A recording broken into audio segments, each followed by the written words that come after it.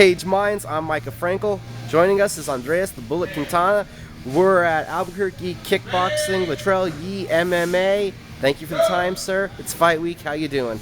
Oh, good. It's been a while since I've been on the show, but thank you for having me. I appreciate it, and I'm feeling ready more than ever.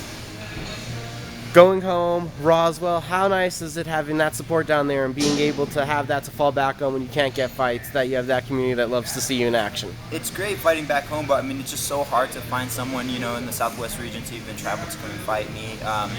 Just in general, it's hard for me to find a fight. I mean, it's really difficult because I fought some pretty tough opponents, and I'm even willing to go up to a 55 if it's the right pay or the right opponent. But I mean, no one wants to fight nowadays.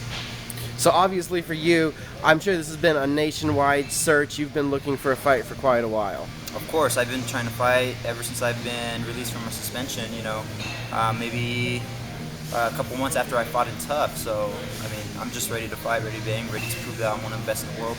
It's Mayhem. It's this weekend, November 7th in Roswell. What does it take for you to get back in the win column? Just go out and do what I do. I'm fighting back at my weight class, so strength shouldn't be too much of a factor as it was when I was fighting on the Ultimate Fighter. This guy at least be my size, maybe even smaller. I'm not sure, I haven't seen him in person yet, but I'm sure he's going to be a game opponent, but, I come and bang, and I'm going to prove I belong in the world's top promotion. Being in the Tough house, how big were the lightweights? They're a lot bigger than me, I was walking into the house about 160. I only had to cut a few more pounds. I was eating freely. I was eating, full steaks throughout the whole week, just trying to stay my size that I needed to be at 155. So I mean, it was a big difference. How shocking was that to you, how big they were? How much that size difference mattered? It wasn't so much the size difference, it was their strength. I tight clinch people in the gym all day and they can't get out of it, and this guy, Thon, he just looked straight up to the ceiling and broke my grip. I body locked him, couldn't hold on to him, and I usually throw people on their heads from there, but, it is. One weight class is a huge difference, and I felt it that time. So what did you feel you were able to take away most from this experience? That I am one of the best. I mean, I stood in there for almost 2 whole rounds, traded shots with them, took a lot of shots, gave some back, and I just feel like I'm still evolving, and I just need to trust my MMA game, my overall MMA game, and not be one-dimensional whenever I fight. When you look back at the fight, did you think that you didn't let your hands go enough in that one?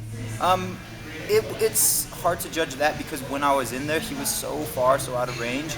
He would be such a far distance, I wasn't even in striking range. And whenever I try and step in, I'd be eating a kick or something. So it's just something that I actually had to prepare for, and I had no time. I didn't know who I was fighting until the day prior, and I had no chance to see any footage of him fighting or anything. So it was pretty difficult. Now with Jose, and I'd like to say his last name so I don't murder it. Verdugo, I believe. Verdugo. What do you know about him coming into this one? He's a scrappy guy. He trains with Valley Flow and Izzy Styles, so I mean, he's going to be well-rounded, and I'm just going to go in there and do me. What does that mean for us? What does that mean? What do you got to do to be you, to feel that you're back in your flow with your momentum? I mean, in the gym, I've been feeling that, for a few months. I've been ready to fight, and not to give too much away, but everyone knows how I fight. I go out there and I bang, and if I got to take it to the ground, I'll take it to the ground. If I'm gonna keep it standing, I'll keep it standing. You guys got to tune in and see. Come to Roswell and check it out.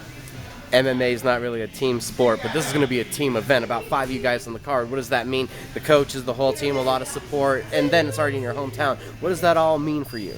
Everyone thinks that there's a lot of pressure on me for fighting in my hometown, but it's not. It actually motivates me more than ever, and I've been training my heart out for this event. I don't want to look like a fool in front of my hometown, and especially my teammates, all my teammates that look up to me, and especially my younger brother. And I want to prove how good I am compared to what everyone saw on Tough. So close to that goal of getting into the UFC with that. Now, we know more than ever you're on their radar, so what do you feel it's going to take to get back to where you want to be? Get this fight under my belt. I can't look past anyone, so, I just got to get a win and, try and get into another bigger show like RFA or Legacy, which I've agreed to take some multiple fights with big promotions, but I don't know, I can't find anyone to fight me, as I said before. But I just keep on fighting. We know you as quiet. You don't really lash out, track talk. But if you thought maybe I got to start calling out people, making it, running my mouth so that somebody wants to fight me because you're having such problems, have you thought of things like that? Oh man, if you see my Twitter, you'll see it all over the place. But yeah, I have. I've called people out. Some people don't even have their @names, and I've had people post for me onto their Facebook, straight onto their Facebook page. So I'm doing everything I can. But I mean, if I got to be the bad guy, I'll be the bad guy. I don't really care as long as I fight and I get to where I want to be. And then what's the message for the fans, for the supporters? Oh man, I can't wait to see you guys out there. Let's show this guy from Chi-Town, how we do in Roswell. Hope to see everyone there. And I want to thank all my sponsors for helping me through this tough time in my career. I promise I'll be back, and I'm gonna show everyone that I belong in the UFC. Last thing, had to bring it up.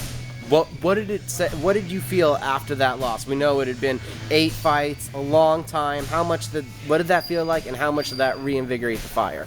I don't think I've ever lost my fire, but it's reinvigorated me, even more than what I've been before. I feel like I have a lot to prove and a lot to learn still. So, I'm here to prove it.